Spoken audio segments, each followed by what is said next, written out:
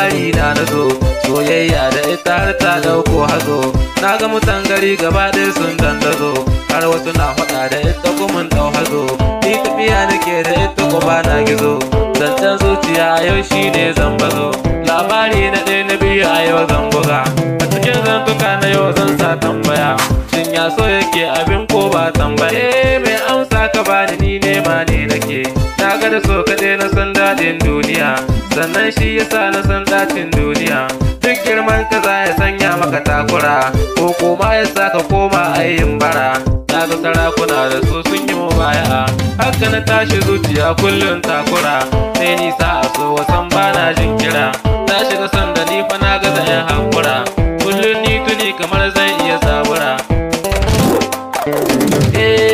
domin shi hira ga zabo baya jira haka na tashi zuci ta gaza yan hakura domin so cikinta ya zamto min zuma ga wani bangaren kudaci tamkar guna ni kota nake kawai bana ankara cewa santa ya zamanto min da ginshiki tafiya ni da ita har mun dau harama amma na rasa tana fada gardama soyayya soyayya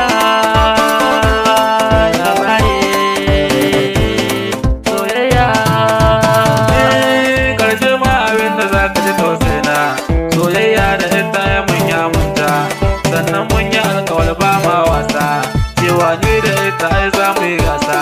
in mun zo cikin gida za mu yi wasa kwana tashi yanzu ni na yi rashin ta haka nake gani ta zamto min mata ita ku sai ta ce da ni ne an mai gida ni ma sai na ce da ita wurin gida Allah ka taimake mu Allah ka samu dace Allah ka damu da masoyan mu na haƙi